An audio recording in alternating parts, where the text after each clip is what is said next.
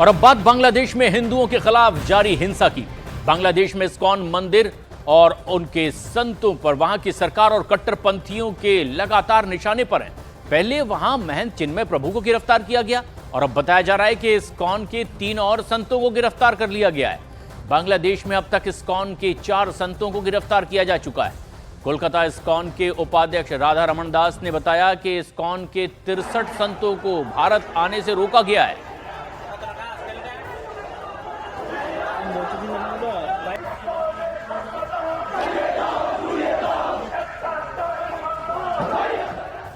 बांग्लादेश के हालात पर साधु संतों ने नाराजगी जाहिर की है। देवकी नंदन ने बांग्लादेश में एक अलग हिंदू राष्ट्र बनाने की मांग की, तो तपस्वी छावनी के आचार्य परमहंस ने बांग्लादेश में तिरंगा लहराने की बात बोली।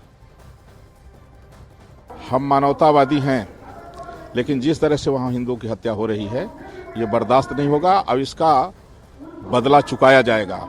अगर तत्काल वहां हिंदू उत्पीड़न नहीं रोका जाता है तो इसका करारा जवाब बांग्लादेश को भुगतना पड़ेगा और परिणाम ये होगा कि बांग्लादेश नहीं, भारत ही वहाँ तिरंगा ही होगा, बांग्लादेश का नाम निशान नहीं होगा। हम बहुत बड़ा विरोध करते हैं और इतना विरोध करते हैं कि पूरे भारतवर्ष के जितने भी विश्व में सनातनी हैं वो इसका विरोध कर रहे हैं और बिल्कुल भी अच्छा नहीं है। बांग्लादेश की सरकार को सचेत होना चाहिए और अगर वो नहीं बचा सकती हिंदुओं को तो हिंदू धर्म एक हिंदू राष्ट्र अलग से उसी बांग्लादेश में बनाए। बांग्लादेश में हिंदुओं पर अत्याचार और इस्कॉन को निशाने पर लिए जाने पर देश भर में इस्कॉन मंदिरों में विशेष पूजा प्रार्थना की गई है। दिल्ली, कोलकाता, हैदराबाद समेत देश भर में इस्कॉन मंदिर में पीड़ितों के लिए प्रार्थना रखी गई है। और इतना ही नहीं, भारत के अलावा पूरी दुनिया भर के इस्कॉन मंदिरों में बांग्लादेश हिंसा के खिलाफ लोग इकट्ठे हुए और दुनिया के तकरीबन 150 देशों में इस तरह से विशेष प्रार्थना की गई।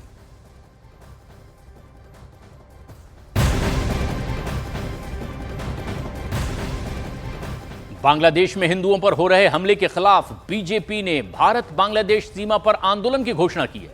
शुभेंदु अधिकारी बीजेपी कार्यकर्ताओं के साथ भारत बांग्लादेश सीमा पेट्रापोल की तरफ मार्च करेंगे।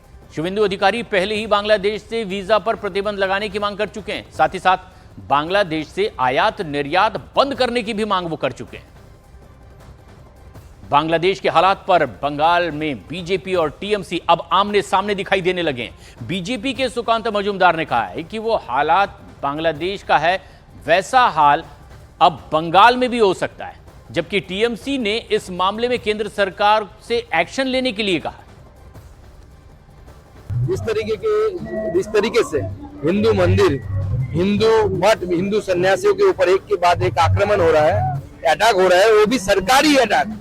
ऐसा नहीं कि जनता अटैक कर रही है या कोई कम्युनल ताकत है वो अटैक कर रही है, सरकार कर रही है, करा रही है।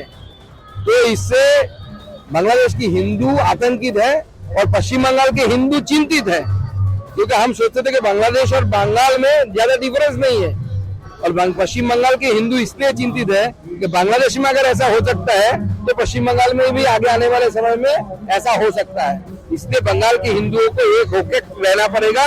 तो सेंट्रल गवर्नमेंट क्या कर रहा है, उनको तो एक जो जरूरी है उसको तो कुछ ना कुछ स्टेप लेना चाहिए। लेकिन हम लोग क्या है, हम एक स्टेट है, हम तो देश नहीं है, इसीलिए सेंट्रल गवर्नमेंट को ही स्टेप लेना है और हम लोग उसका सपोर्ट करेंगे। बांग्लादेश में हिंदुओं के साथ ही अब भारतीयों पर भी हमले शुरू हो गए।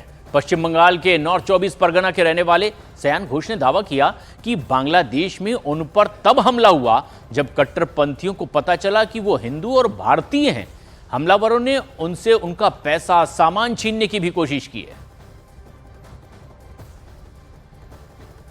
তখন এটা শুনে যেই শুনলো ইন্ডিয়ার, তারপর হিন্দু, তখন তারা আমাকে টেনে নিয়ে যায় কোনায় অন্ধকারের দিকে। তো তারপর তারা আমার পকেট হাতানো শুরু করেছে, অনেক টাকা পয়সা, পকেট এইসব, আমার ফোন নিয়ে নেয়, টাকা পয়সা নিয়ে আমাকে মারধর করে, চড়থাপ্পড় দেয়। তারপরে আমিও নিজে সেলফ ডিফেন্স করার চেষ্টা করি, তখন তারা আমার মাথায় পাথর দিয়ে আঘাত করে প্রচণ্ড জোরে। बांग्लादेश के हालात पर बीजेपी ने चिंता जाहिर की है, तो कांग्रेस नेता इमरान मसूद ने बांग्लादेश से रिश्ता तोड़ने की बात कही। प्रकार के अल्पसंख्यकों पर अत्याचार हो रहा है। भारत सरकार को चाहिए कि भारत सरकार सख्ती के साथ इसके अंदर बांग्लादेश के साथ बात करे, वहाँ के हिंदुओं की सुरक्षा के जो इंतज़ामात हमारे कूटनीतिक माध्यम से हो सकते हैं उनको करे, और अगर ये सब नहीं होता तो भारत को बांग्लादेश के साथ व्यापार बंद कर देना चाहिए। मैंने खुद बोला हूँ कि ये बहुत चिंता की विषय है और सनातनी ऐक्य मंच का जो पोजीशन है या जो आज